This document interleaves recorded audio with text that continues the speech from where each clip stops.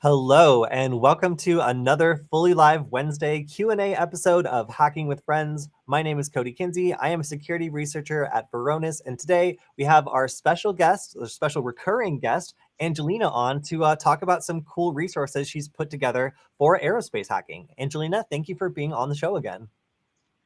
Hi, everybody. Thank you so much for having me on the show, Kody. Absolutely. Yeah, so we got to catch up last week. Yeah, last week and talk about hacking. We also tried to fly a drone and got shut down almost immediately by a circling LAPD helicopter, but it was really fun. And you have been involved in aerospace hacking and all that sort of thing for a good amount of time now, seeing as you are a pilot and you're interested in how that sort of thing works. For anybody who's maybe not seen you before in the stream, you want to introduce yourself and talk a little bit about what you're interested in? Yeah. So, hi everybody. I'm Angelina. If you don't know me, I'm interested in aerospace hacking and pretty much cybersecurity research related to anything that flies. So I've been doing a lot of reverse engineering research with drones lately. I've done a lot of development in regards to satellites and pretty much anything that's in space. I want to be able to find vulnerabilities in order to protect, because that's where humanity is headed within the next century or so, which is really exciting. And I really want to help develop programs that spearhead new innovations within space. Yes, and of course, if people want to find out more about that, they can also check out your class at Null Space Labs, which is coming up pretty soon, actually, right? Kody, I think you're cutting out. Uh-oh. Well, I was hopefully not for everyone. Please let us know if there is some audio issues on our end. But yeah, I was just mentioning you have a class at Null Space Labs coming up pretty soon, right? Oh, sorry. Sound input error on my end. No worries, no worries. So anyway, let's go ahead and get started. So if anybody has a question, obviously this is our Q&A stream. So Angelina has some stuff to show off today, but also we are going to take questions. One of them, of course, is more of a statement. Drones is the newest topic. Seems really great. And yeah, honestly, anytime we've debuted this kind of stuff, people have really enjoyed it. So it's pretty cool that this is your area of focus. So do you want to go ahead and get started with what you wanted to show off? Of course. So recently I developed a new website for you guys all to check out. Let me share my screen. So when I first got involved within aerospace cybersecurity research, I found it really hard to find resources, especially when I was first beginning. It was really difficult for me to find a bunch of resources, especially online programs and tutorials and blogs on the internet to learn more about aerospace hacking, because it's a really niche field, and most of the technology that was being developed that was space related and also cybersecurity related was not very tailored towards beginners. There was a huge barrier to entry to understanding the technology that was underlying the systems and frameworks that were running those technologies. So I wanted to really make it more beginner friendly and accessible. So I created this online resource. That's a website. It's tools.g4lxy.space. It's my hacking alias is Galaxy. So I just created a website called galaxy.space, and you can visit the website here and click tools, or you could just go directly to this link right here. And essentially, it's just a collection of various different aerospace hacking tools that I wish I had when I first began research and development in the field. So you can see we have lots of different resources listed here.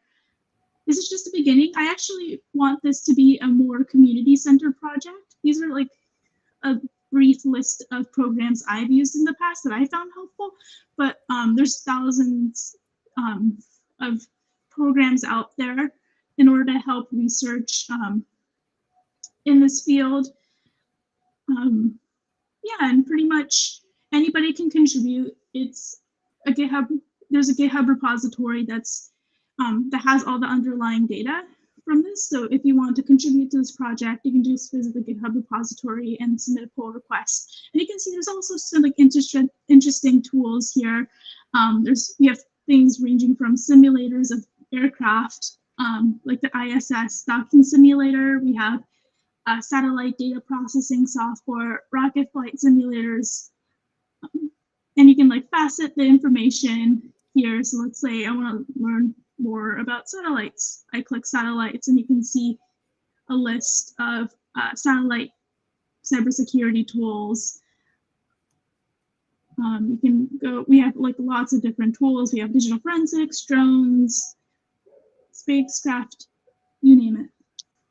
That's super cool. That's super cool. So what would be your tool of choice, or maybe two, for a beginner who has never touched this before but wants to play with something related to space or related to aerospace, and just wants to get a good beginner experience? That's a good question. I would say anything. If you have, it depends on if you have programming experience or not. If you do have programming experience in a simple scripting language like Python, playing around with libraries like Skyfield, I would say, is really useful, because all you do is it's like a plug and play API kind of thing, and you can calculate different telemetry and data values within space, and do a lot of like mathematical computations with libraries like this, and it's all open source, like I mentioned. Wow, that's super cool. So if you don't have programming experience, then what would you say? Yeah, I think I would start off with a simulator. I think it's the funnest way to get started. So for example, SpaceX has this International Space Station docking simulator, and this is actually what real life like astronauts use within missions. So this is the SpaceX Dragon 2. I had a lot of fun. I don't know how this works. But essentially you can just like play around with various systems. So let's say I begin, and yeah, it's like a video game pretty much. And you're trying to like dock the Dragon 2 onto the International Space Station. That sounds hard. It is hard. I have not figured out how this game works yet. Like it's very annoying. Astronaut. Oh, pardon, can you say that again? Oh, I said once you do figure it out, then you're basically an astronaut. Yeah, pretty much. This is astronaut training. So one person's saying they're having a hard time finding the site. What was the URL again? Yeah, it's tools.g4lxy.space. Let's see. Cool. I'm gonna make sure I typed it correctly, and then I'll drop it in the chat. Yeah. How do you spell your alias again? G4 LXY. LXY. I added like an A for some reason. Okay, this works, and I will drop it in the chat. I'm sure someone else made the same mistake. Okay, cool. Here we go. All right, so here's a question that you would. We've got two questions actually that you might have some insight on. One of them is, I wonder how they secure the International Space Station. Is that something you've ever been curious about or looked into? That's interesting. I've looked into satellites, but not specifically the International Space Station. I'm sure they have like avionics protocols in place in order to secure it. But it does depend on what sort of attack you're trying to run. Because there's different like protocols and systems in place on something as robust as the International Space Station. Mm-hmm. All right, so here's a much closer to Earth question. Okay. What would allow, I guess, valid tracking and triangulating of a UAV location in flight during travel from source to destination waypoints if the flight is autonomous and from point A to B? It's pretty specific. What are you planning, sir? Okay, that was a lot of information. Yeah. I heard triangulation of location.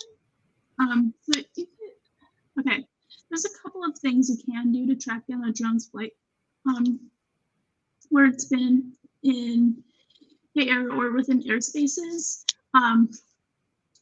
There's a couple of options right off the bat. You can use something a little bit more complicated, like radio and signals intelligence, or something more simpler, which is what I would do in like a digital forensics scenario, would be to either consult some kind of like ADSB system for drones. So there's a couple of resources out there. I think it was Skyflight or something very similar, and they provide it's kind of like an ADSB kind of output, but specifically for drones. So you can track down where a drone has been within an airspace, its altitude, its location.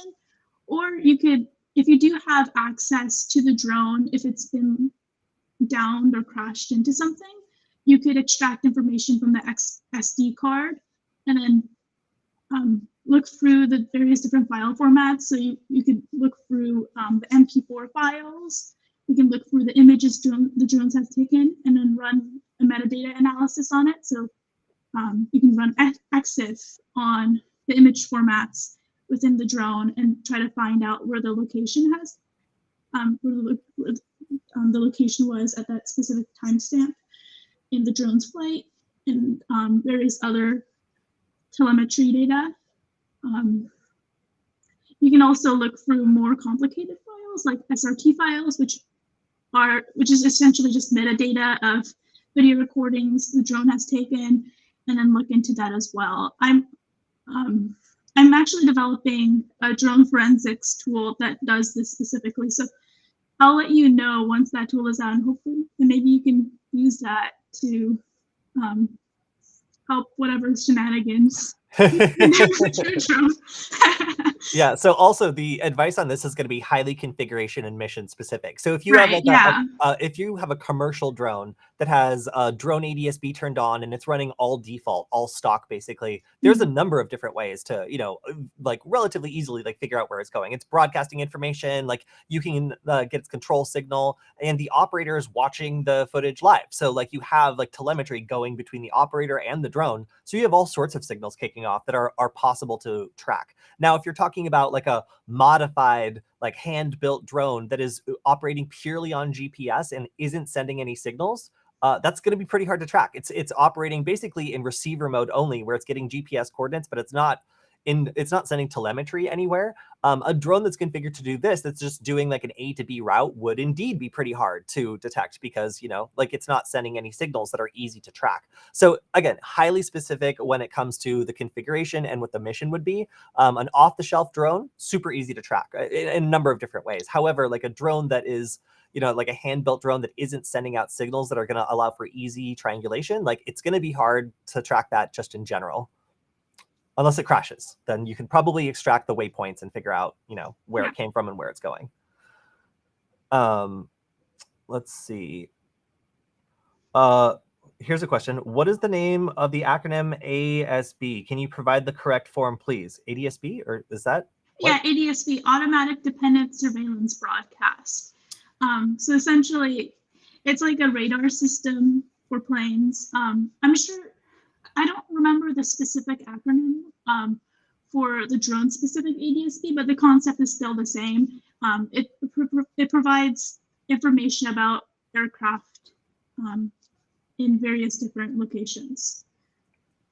And James is saying that his friend bought a Kraken RF for triangulating signals. So yeah, like anything that's putting out signals, control signals, whatever else, like can be triangulated if there's enough distance between the receivers and they're able to calculate the time of flight or like other information that'll give a good indication of how far away something is. So yeah, anything that's going to be sending and receiving signals is going to be vulnerable to triangulation. Only something that was running completely dark and only receiving. There actually is some kind of cool and interesting technology around this. Like we talked about assisted GPS before, and how like sometimes phones will use Wi-Fi and cell signals and stuff like that to try to figure out where they are. Drones can actually do the same thing. Like I believe that there was this program that was designed to be robust even if GPS was being jammed, that just looks for known Wi-Fi signals on the ground and cell towers and stuff like that, and figures out its location by that. So there are ways of navigating even in areas where GPS might not be working so well, or you can't send out any signals. The problem is, like, you obviously just can't send any telemetry back to whoever's operating the drone. So there are definitely some trade-offs there, but really interesting question. Slightly suspicious question, but whatever, do whatever you're gonna do. So here's a question about kind of cool and interesting technology. Have you done any stuff with LoRa? Ooh, not yet. But I do have some stuff in mind. I'm thinking of like doing some more because I've heard of like a lot of really interesting projects, especially hardware related projects that have been done with LoRa. And I've looked into some satellite related LoRa hardware projects in the past. But the problem is a lot of that stuff really isn't open source. So you have to like try to play around and figure it out yourself, especially if it's like satellite related. But yeah, that's something I'm definitely looking into. I just also want to thank the person who quoted my standard disclaimer, which is do whatever you're gonna do, whatever. Yeah, like I can't control what you guys are gonna do with this information. Just know that you might get in trouble if you're insufficiently sneaky or insufficiently legal. All right, so in regards to LoRa, I do want to just mention for anybody who's asking who our friend Laura is and why we're also excited to do projects with her. LoRa is a type of technology that allows you to have a pretty remarkable range, but generally send very small amounts of data. So the trade-off here is you're not going to have a security camera that's using LoRa to send live video back and forth. LoRa can't do that. It's the protocol is designed for very long range, IoT devices exchanging very short messages to each other. But there's a number of different things that would be useful for. Angelina, do you remember anything about the frequency or the why LoRa has such improved range over Wi-Fi and some of these other connection technologies? Because I don't, I forget. I haven't quite looked into it yet. Yeah, the crux of it is while you don't get the same connectivity that you do from a Wi-Fi link or even a Bluetooth link, you do get extreme range. So a lot of these e-bikes or rental scooters and stuff like that, they'll use this protocol sometimes to communicate just their location over GPS and their battery level or something like that as a low energy way of doing this. Now in areas with better infrastructure, they'll often just use the cellular network, but LoRa is an alternative for a lot of these different projects. And you tend to find temperature sensors, fire sensors, things like that. I've seen forestry projects using LoRa to put fire sensors or smoke sensors out in the middle of nowhere and then have a single sensor, up somewhere collecting that information from lots of a large area around it. So that's kind of the application for it, is IoT sensors or other things that are reporting back small amounts of data a couple times a day or relatively infrequently. So super cool technology. It's also dropped in price. I have to say, since I first started getting interested in LoRa, that was probably 5 years ago. And the price then was just kind of prohibitive. But now I'm seeing boards that are $5-10 that are LoRa enabled, and it kind of makes me want to try it. So if anybody in the chat has any excellent LoRa-based projects, please let us know. I really want to find some good beginner ones and try a couple things and show it off for anybody who hasn't tried it yet. Okay, another person says there are Linux drones. Had no idea. I mean, I think 2 DEF CONs, maybe 3 DEF CONs ago, I got sold a badge that flipped out little propellers and was a drone. so yeah, if you can make a badge drone, I'm sure you could make a Linux computer into a drone too. In fact, I bet it's probably a pretty effective drone. Angelina, do you know anything about Linux-based software for drones? Because I imagine there's a lot of free controller software that's available. Yeah, I've looked into. I think Ubuntu has a website specific for drone-related applications. Or I looked into it a few months ago. But yeah, there's definitely resources out there you can use to make your own Linux-based drone. That's pretty cool. I remember also back in the day there was a Sticky Fingers Kali Linux like build that like was specifically designed to be on a drone, and it looked super cool. I don't think it was running the drone. I think it was just like a payload. But ever since I saw that, that was a White Dome, I believe, was the project. Like the person who did that project is I don't know. I always got like my mind turning, and I think I developed a couple of payloads that were just using Raspberry Pi Zero W as like a little like electronic warfare platform. And of course, the ultimate one was like Sammy Kamkar's version that would allow you to use like the Pi Zero W to de-authenticate another drone from its control network, assume control over it, and then fly it away. That's, I think, my favorite use of Linux on a drone so far. And James is saying somebody recommended he look into commercial LoRa gateways being sold aftermarket. Yeah, that sounds really interesting. Those are like the back end of the LoRa systems that like obviously let everything talk to each other. I don't know how expensive they are. I don't know how much it is. I'm just very interested in technology, and I want to try it out for like long range applications, especially because it's very low energy too. That's the other thing about LoRa. We like very low energy. All right, so here's a networking question. Let's see how this goes. I recently set up a network attached storage on my Pi, but I wonder if my ISP can access my local communication. Any thoughts? I think, Kody, this is a question for you. Yeah, so an internet service provider will generally, so it depends, would be my answer. If they gave you the router, probably yes. And the reason being, I believe that the internet service provider can push like whatever updates they want to the router, including configuration changes. So if they decide to change your configuration to allow, like this sort of access, then there's really nothing preventing them from doing that. You wouldn't, as far as I know, even get a notification. Now, if you bought your router and it's just plugged in, and you have like different, like different stuff set up, different like DNS, and like you do your own updates and stuff, then probably no. Like depending on the way your firewall is configured, like that shouldn't be possible. So I guess my like sticking point is like, did they give you the router, or did you buy and set up your own router that you like maintain? I don't think they should be able to access your, I mean, then again, I failed one networking class. So like, and I feel very smart. So take that with a grain of salt. People with more networking experience will be able to tell you, but from my limited knowledge, the only thing that would allow them to do that is the fact they own the router and they can change the settings however and whenever they want. If that's not the case, then probably not, but somebody else can jump in the chat and let me know if I'm wrong on this one. Oh, yes, they gave you the router. Yeah, no, they can probably change some stuff if they want to. No, they shouldn't be doing this. Obviously, it's your internal network. Like that shouldn't be open to scrutiny, but like, for diagnostic purposes and whatever else, that router can really report any data that they feel is necessary for it to report back. So let's say you stop, having your DNS settings like pointing to their thing, like, okay, that's fine. But if the router is collecting reports and sending it back about networking devices and like traffic and whatever else, then like, like that metadata could still be potentially very useful to somebody who wanted to snoop around your private network. So again, a little bit of like trade-off there. I very smartly got my router off of actually from Goodwill, and I just updated it, slapped it in there. So I'm sure everything's fine. It runs very hot. But aside from that, yeah, I would just recommend getting your own router and setting it up yourself if you want to make sure that your internet service provider can't arbitrarily change settings and push updates.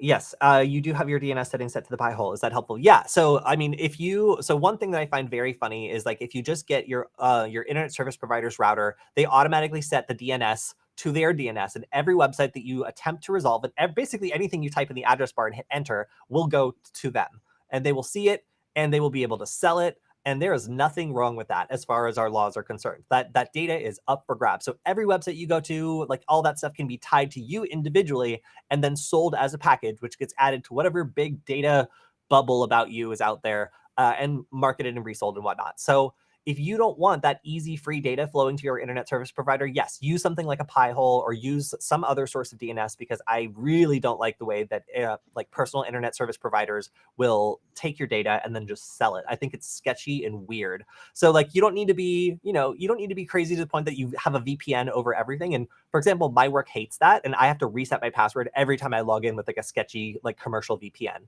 They hate it. So I can't use the VPN all the time. I just change my DNS settings so that I'm not sending absolutely everything to the service provider. It's pretty easy. All right, more questions. For Angelina, here we go. I was wondering, and I feel like I already know the answer to this question, if you have any plans to publish any guides, tutorials, or any other forms of educational content on the subject, which is DJI / satellite / drone hacking.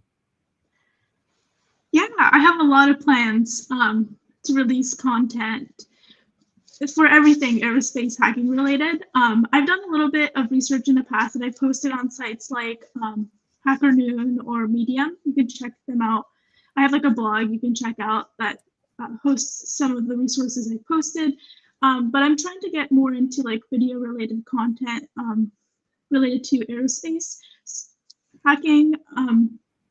I've been doing collaborations with companies such as like Hack9 and Pentest Magazine, and I have a couple of video content courses in the works currently for drone-related cybersecurity stuff, as well as satellite hacking as well. And I have a video in the works currently that talks about ADSB hacking with drones that will possibly be released soon. I think on Redia. I think Kody and I worked on it together a few months ago, and we postponed it a little bit, but I think most of the software for it is done, and once it's complete, I'll be able to release it. So yeah, a lot of projects in the works currently. That's awesome. And of course, I have to shout this out. Let me share my screen and make sure I'm sharing the right one. That your hacking class is coming up. So if people want to support you in person and show up, it is a paid class, but I think it's super worth it. And the tickets are almost sold out. So if you're going to be in the Southern California area, oh my gosh, Angelina, this is coming up so soon. That's great. Tickets are not sold out yet, but I think we already have like 12, 15 people, and it's only going to be like 20 something people that are going to be able to fit.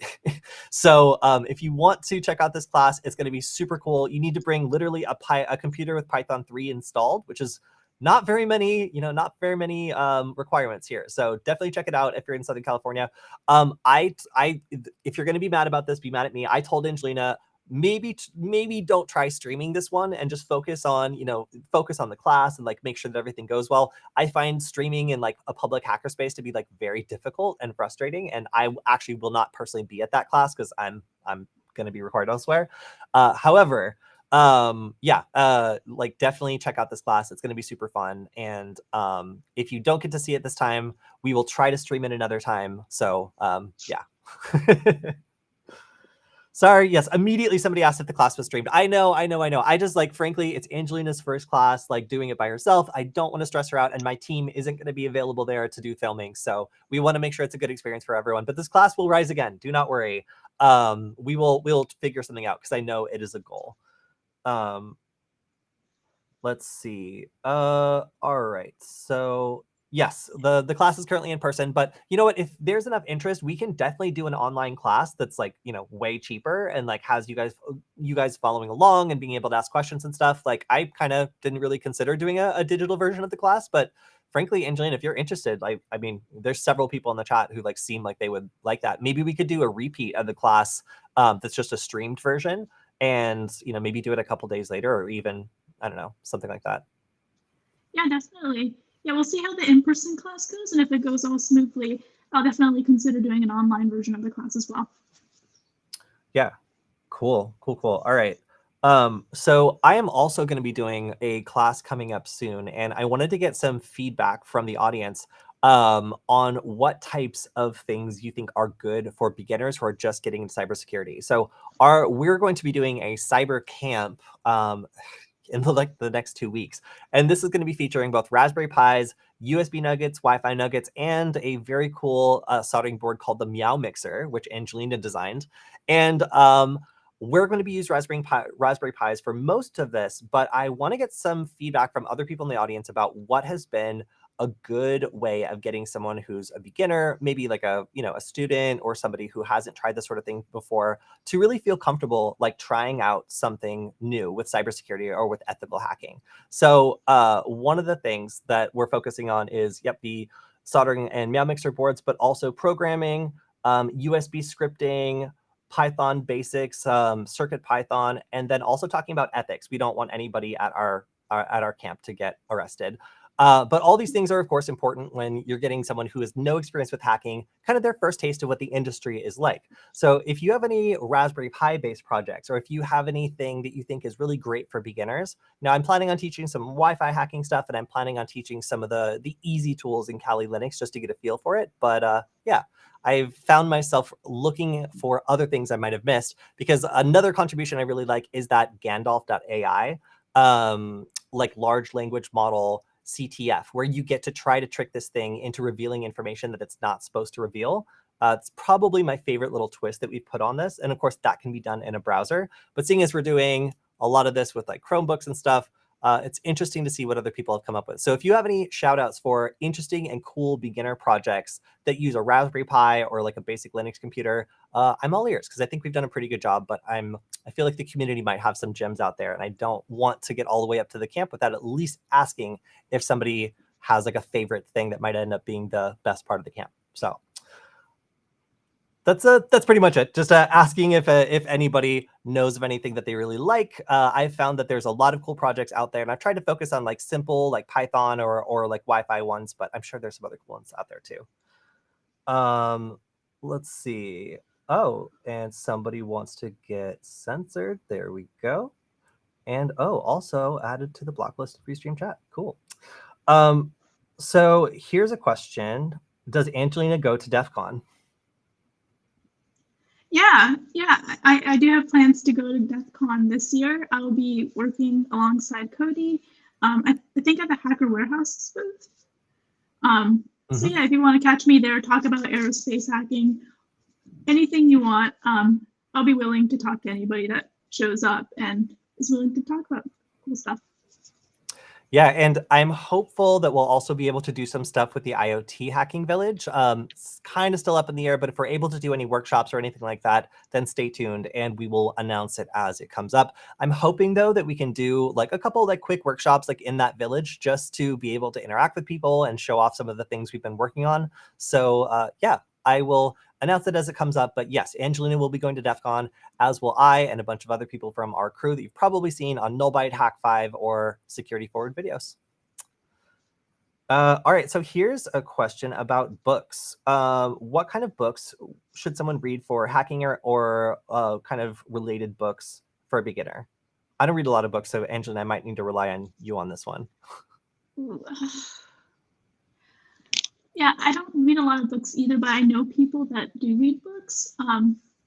There's a friend of mine who's also into cybersecurity. He reads a lot of like manual-based books. So books that have, like, let's say like you want to learn Python, you would refer to like, I think it was like Black Hat something, but you would go to that manual, and then the way he learned Python was he would go for the book and then read through the different scripts and examples, and then like put a spin on that and then make your own program based off of what you learned from the book.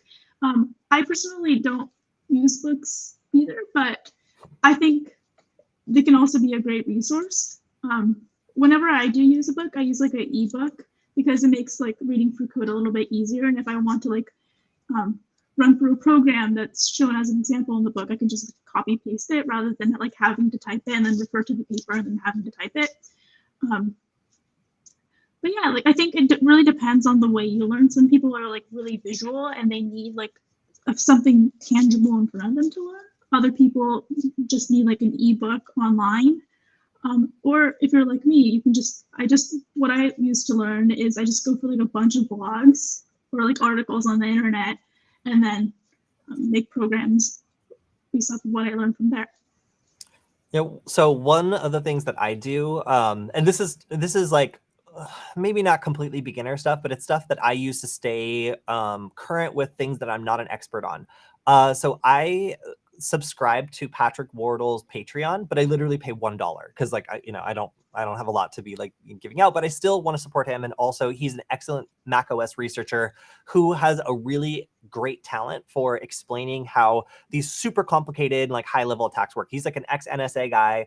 And his talent is really like, for one, just being like a super chill and nice dude and being very easy to learn from. And two, like putting out these amazing write-ups that make these like, you know, news articles make sense from a technical level, where you can read through and he like points at everything and explains what it does. And like, you want to be up on macOS security, like reading the emails he puts out and like the blog posts he does is probably my go-to for knowing more about macOS security. On the other end of that, sometimes I'll just be like on an airplane and be like, I'm going to read a research paper by Matthew Van Hoff. And like, they're like, if you just look at them, you're like, oh my God, this is so much text. But when you start reading them, they're friendly and they're like, you know, described very, very, in like a beginner friendly way that makes all the networking stuff like not so difficult to understand. So some of these papers have really got me to understand the fundamental Wi-Fi attacks that I've later based some of my tools on. So being able to like, you know, like read a research paper by an author who's like really beginner friendly is kind of the easiest way that I've been able to get close to like cutting edge stuff that maybe like other people like don't totally feel comfortable reading yet. Some of it is absolutely dry and hard to read.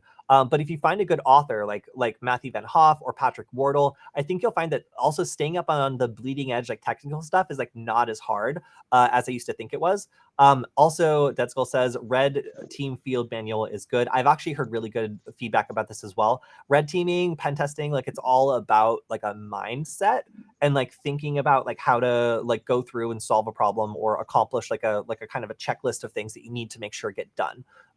You know, and I think that it's cool that there are some books that try to teach you that and like get you in the mindset rather than just like having you, I don't know, like just like have a bunch of tools that you learn and not really understand how to deploy them. So No Starch Press also has great stuff. So there is absolutely, there's absolutely some good publishers out there. Cool. So I'm going to say that like James is probably right here in that there are so many good YouTube tutorials that like sometimes reading a book is not as engaging as being able to just like pick up a concept by like watching a tutorial. But I will say that a book is definitely going to frame things a lot better in some cases and may be a more cohesive picture into what you're trying to learn rather than like a little bite that might give you something that feels good, but doesn't actually like help you contextualize anything or like get any closer to your overall goal of understanding how this industry works. All right, we've got another question for you, Angelina. How did you learn to program? Yeah, oh my gosh, it was ages ago. I first was introduced to programming when I was about 7 or so. I took like a basic programming class at my school, and I was just like fascinated by the world, and I just by the entire like field of like computer science and other people. It was like an integrated class, so there were like students who were a lot older than me in that class, and I would just look at what they were building through code, and I was just like, that's really cool. I want to learn how to do it myself.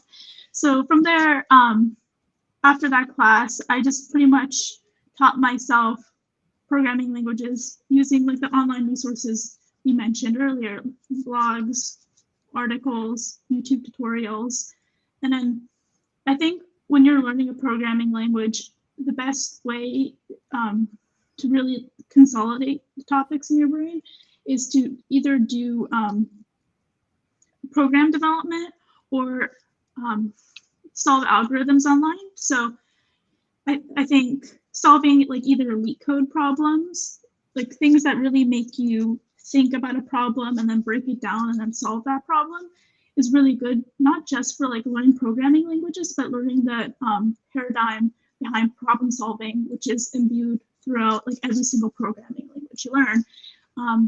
And also developing projects is useful too, because you get something tangible out of it, which is really satisfying. And you're also like consolidating the topics of each programming language in your brain, because every programming language is different. There's different topics you have to explore. So building a different program that tailors towards each language and its models is really useful in my opinion. Here's a really interesting question. Does aerospace have a dominant hacking language? Like, is there something like Python or something else that's more common in aerospace than you might expect? Yeah, it's hard to say because it isn't very. It's very niche, and there hasn't been a lot of applications developed yet. But from what I've seen, an overwhelming amount have either used C, Go, or Python. Mostly Python because, especially like the astronomy ones and the computational ones, they usually use Python because they want to make it as easy and useful for beginners as much as possible, which was surprising to me. I thought it was going to be more like low-level stuff like C, but Python seems to be pretty popular. Yeah, I would say also what you were saying about being able to try something out by writing a program. I found that to be the easiest way to get validation. Like I really know very little Python, and like I went back to community college to learn it, but I was able to. So I always like showing this off, like when we talk about this sort of thing. Like I wrote a little program called LaoScent, which I did a lot of business intelligence stuff, and I was always interested in the way that the city would offer up data in the form of an API, and you didn't even need an API key in order to access this data most of the time. So as an OSINT researcher, if I wanted to know about a business, I could type in like their address or their business name, and I could learn about like their liquor license, their address, like the owner, like all this information, like violations, like all this cool stuff. So I wrote a little tool that just took the information, and it got like, I just mentioned it on Nullbyte, I think, as like a way of like practicing programming, and like everyone took it like real seriously. Like it got like featured in like a bunch of like tool updates where they're like, this is the hot new OSINT tool of the week, and like sure, like it is interesting. At the time, actually, I had just finished working for Uber Eats, and they had assigned me a project where they were like, okay, it's super hard for us to find like certain businesses actual owners because they don't list it on the website, and none of our people can figure out how to get in touch with them. So I use tools like this to kind of like do business intelligence and like get a better result for like this bigger company who wanted to reach out to these smaller businesses. But there's lots of different reasons why you might want to do this.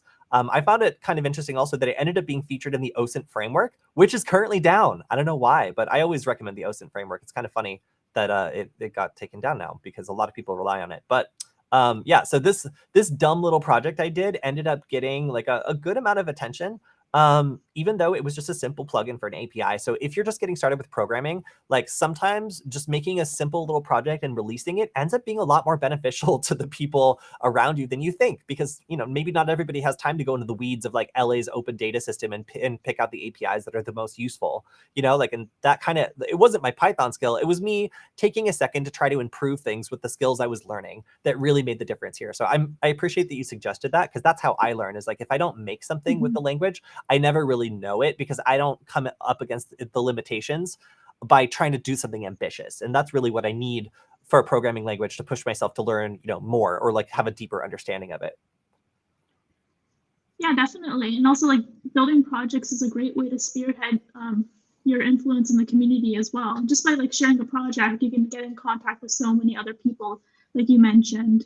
So it's a great way to get in touch with a lot of other great minds. And if you make it open source, then other people can contribute to your project and make it even better. So here's a question. Have you ever heard of a programming language called Zig? I haven't yet. I'm assuming it's like an ESOLA because it doesn't seem to be too popular, but I'll be interested to learn more about it. Yeah, apparently it's the fastest language that nobody uses. So if nobody uses it, that's probably why you've never heard of it. All right, so here's another question. A lot of the spotlight seems to be on red teaming more than blue teaming. What team do you recommend to start with?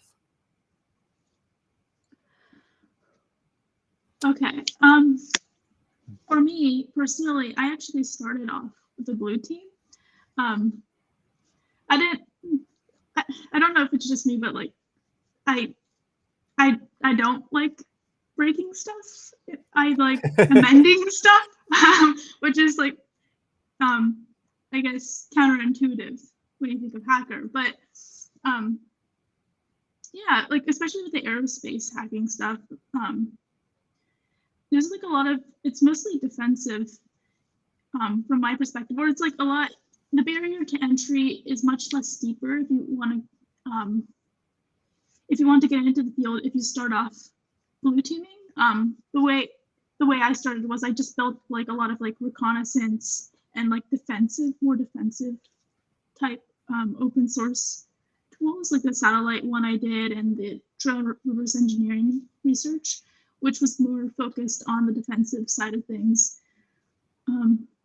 Yeah, but that's how I started. I'm curious, Kody, how about you? How did you start off? So I find blue teaming to be much harder than red teaming because it requires you to be a builder and not a destroyer. Like I can take a casual interest in Wi-Fi and figure out how to mess it up pretty badly. And I don't need to know anything about networking, which is pretty amazing, right? Like you can be a red teamer that uses pre-built tools to go through a checklist and, you know, knocks on like all these doors, and you can get started with red teaming and it's not a big deal. Like, you know, like that's kind of expected. You're not going to be an expert in everything and you're not going to be a defender. Defenders have to know like what things are supposed to be like. They need to know how to do remediation for the most part. Like they need to be able to like detect and like know when something's working in a wrong way. And they have to know about all the same attack techniques. They might not need to know how to execute them themselves, but they sure need to know that they exist and what the impact is and what it looks like. So like in my mind, like blue teaming requires like twice as much knowledge in some cases, because like you have to know the attacks, you have to know the defense, and you have to know the remediation and like what to do when you're under attack. Attackers are just like, you know, you do your thing, and if you get stopped, then you just start another attack avenue. Like you can be a clever attacker, and in fact, like I believe like ex-blue teamers make far better red teamers because their knowledge of how the defenses work and how a defender's mindset works is really so much more valuable than someone who's just taken a knock at the infrastructure and doesn't really think about the people who are sitting on the other side. So I'm just going to say, in my opinion, and this is just an opinion, blue teaming is so much harder and requires more knowledge and more dedication because, like Angelina said, it's not just toppling things over, it's not breaking things, it's building or fixing things. And that is, you need to know how to do it and how the technologies work together. And that is just like, you know, IT, networking, like dealing with like the kind of stuff that is necessary with like cloud stuff now, where you have to like connect all these accounts and get into Azure and all this other stuff. Like it just seems so much harder to me. But yeah, I would say that like ex-blue teamers become amazing red teamers because they know all the tricks and they know how defenders think. Not all red teamers know how defenders think, and sometimes it doesn't matter because there either aren't any defenders or you know, they're not very good at what they do. But I have always found blue teaming to be like much more difficult. And that's just my opinion. So I would say if you're just a beginner, learning about blue teaming is going to give you a better advantage. So if you're a more disciplined person and you're willing to learn the infrastructure, how it works and how to defend it, you are going to be an amazing red teamer. And you can kind of go over to that side whenever you want. Whereas if you just go with offensive stuff, it's going to be harder for you to transition into like a blue team role because like you know how to knock things down, but you're going to have a lot to learn when it comes to how to fix and remediate things. Again, just my opinion. Some other people's life experience is probably very different from that, but it's crazy to me how much a blue team has to do as opposed to a red team. Any advantage they can get is really like worth it because attackers can come from anywhere and defenders have a fixed position they have to defend. It's very difficult to both provide services and be able to keep things up and running and also be able to be as agile as an attacker can be. Whew. All right, there are claims that this Zig is faster than Rust. Okay, so Zig is apparently a general purpose programming language and toolchain for maintaining robust, optimal, and reusable software. Okay, all right. I guess we'll find out more about Zig in the future. All right, a question. Is it even worth it to attempt a manual kernel upgrade for Windows 10? What?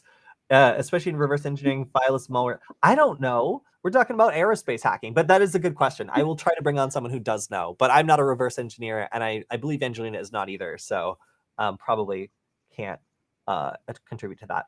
So there's a little bit of a discussion about why Python is so popular. Like James is pointing out that like you would want C or something that's very efficient if you're operating with limited resources and like, you know, you only have so much memory or so much space to run on. But some other people are mentioning that Python has a lot of astronomy libraries, and there's a lot of people who are in like data science and like, like come from like the sciences, as it were, who are not explicitly programmers, who still have like major contributions that they want to do to astronomy. And these Python libraries make it very easy for them to participate in a scientific way. Yeah, definitely. There's a lot of researchers, like as you mentioned, that are very acclimated to using programming languages in their daily lives, that want to also extract like the benefits out of those tools. So Python makes it really simple and intuitive for those scientists and researchers to get access to like valuable information and mathematical computations. Yeah, and like adding on top of that, like I'm currently doing like research for NASA right now, conducting research on the composition of meteorites, and like half the people in my team are like programming dinosaurs in a way. Like they don't really like they have a lot of great like high level understanding of how like meteor composition works, but they don't really know how to build stuff and like work with computers. So Python, I would say, is the easiest, one of the easiest languages to get access to like all the benefits of a program, while not having like a lot of experiences with programs or coding in general. Yeah, and that's exactly the niche of like Jupyter Notebook and stuff like that too. Is like it's for people who want to do like simulations and like other sorts of interesting things with Python in a notebook that can be shared with other scientists in a way where you can just put in your own data, run the same calculations, and the same thing should work. So I used to use Jupyter Notebooks for data science by doing war driving stuff. So I would like go war driving, I would take the CSV file and I would put it into a Jupyter Notebook with certain formulas, and it would like, geolocate stuff for me and put it on a map and do all this cool stuff. And then I just made that Jupyter Notebook available for anybody else. So you could take your own war driving data, put it in the Jupyter Notebook and manipulate it in the same way and see like device manufacturers and blah, blah, blah. And like, it was really cool. Like I was able to make it so I could filter in information, find vulnerable networks like really easily. So that's kind of the benefit of why Python is so popular in these sorts of data science fields and, including astronomy. Like it's really easy to take a formula that makes raw data useful and then share that with a bunch of other people who might not be programmers. I used R and Python for data science. R like Rust, or R another unknown programming language that I also don't know? Angelina, you would probably know better than me. Yeah, I've heard a little bit about R before. I've known some researchers that have used it. It's more like, from what I heard, it's like a more like a data science focused language. But I haven't experimented too much with it myself. All right, so I think we're coming. Of course, more people jump in the stream right as I'm about to announce that we're slowly winding it down. All right, so we're just about at the end of our stream. We have time for probably a couple more questions. Also James is shouting at the Pandas library for working with data. Yes, if you are just getting started with data science, Python Pandas is amazing. I find myself having to use it all the time.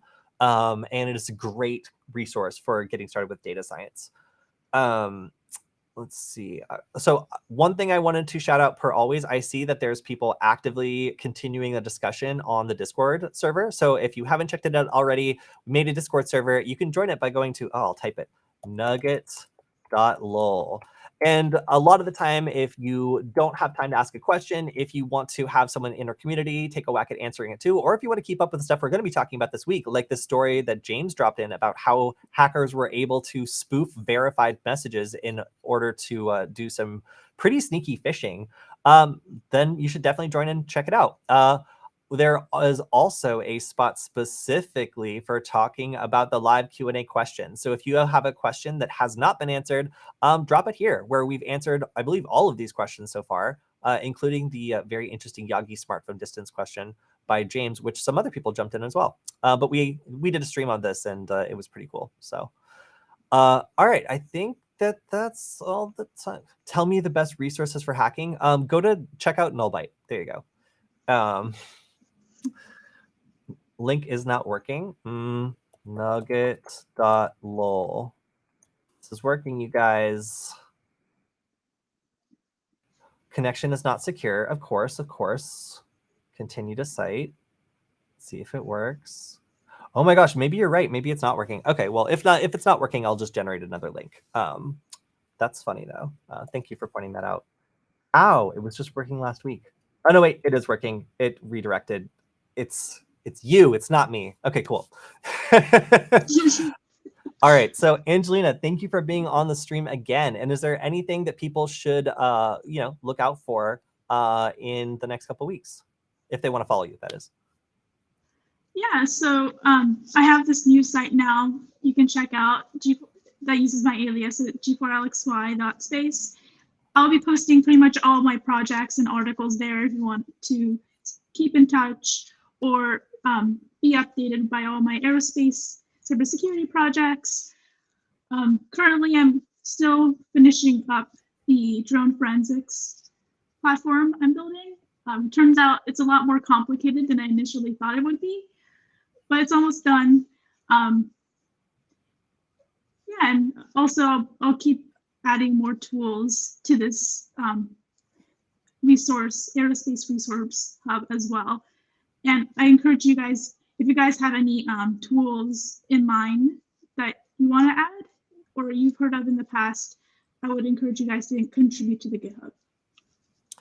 This is super cool. Yeah, thank you very much for sharing this. And of course, if you're in SoCal, make sure to check out the class Angelina is doing coming up soon. We'll try to get a stream of that happening as well. So if you're not able to attend in person, then we'll try to make an online version available in the next month or so.